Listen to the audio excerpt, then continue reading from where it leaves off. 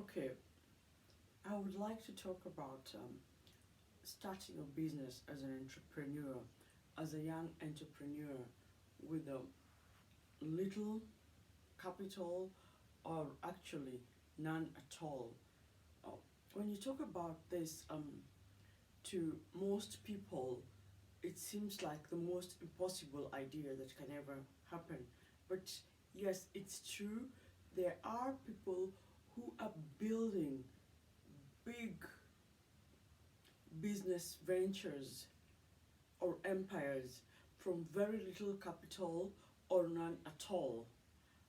For instance, if you get a supplier who can trust you, that you can take his products and distribute them to clients who are already set there, and then the money or the profit you get from this venture you save, from there you can get capital to build a business of your own or continue with the one that you had started of a distributor. Then from a distributor, if you're really hardworking, you can move on to a big business venture. So through that you can make your own capital, and you will not need to go and source this capital from a place like the bank or borrow loans which are going to incur interest. Yeah. Also, as parents, as we bring up our children, academics is very important. We take them to school, they get an academic education, but also another thing is to make sure that the children have a skill that they can use to render their services which are needed to earn, to make an income. For instance, for the ladies, I've seen many ladies now into doing makeup, into learning manicure, pedicure, and even the art of the hair. So, especially in the Afro community, um, you could move around making people's hair, and all what you have is the skill of making the hair. So you could roll the hair, you could put in extensions, you could do crochet, and anything that is beauty that you do not need to buy your tools. Then after that, you can buy your tools and put them together and go on. Those are just but examples of ventures or businesses that young entrepreneurs can start without um, capital or with a minimum capital. So it I get a bit concerned when a young person leaves college and stays at home and says, I don't have a job or I don't have a source of income. Yeah.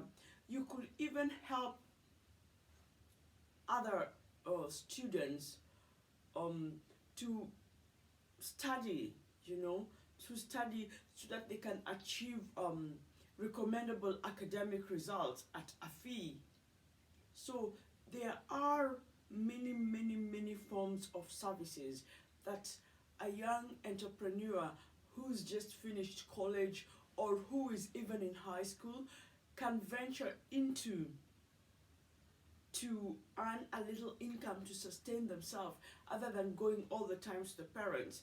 And even if parents, you're in a position to provide for your children financially everything, it's just good to encourage them to earn their own income.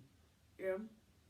For instance, during the long holidays, they can plant vegetables and sell them to their clients, and even go further and show their clients how the clients can deep freeze the product until the next harvesting season and give it back to them again, and then they buy back from your children again, or from the entrepreneur, from the young upcoming entrepreneur.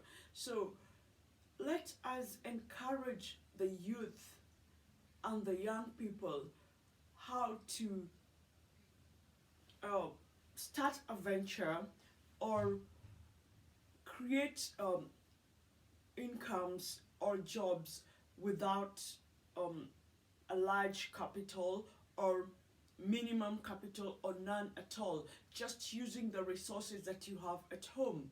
Um, Being a florist, you can plant such and plant them in papers and sell, and just educate people about the advantages of having such um, plants. This is a mother-in-law plant, that it's good inside because it purifies the air. The money plant is another plant that it's good to have it as an indoor plant because it purifies the air. That is a money plant. There you can see it. So as much as providing academic education is good, also giving skills and other means of earning income for the youth should also be considered. Thank you very much.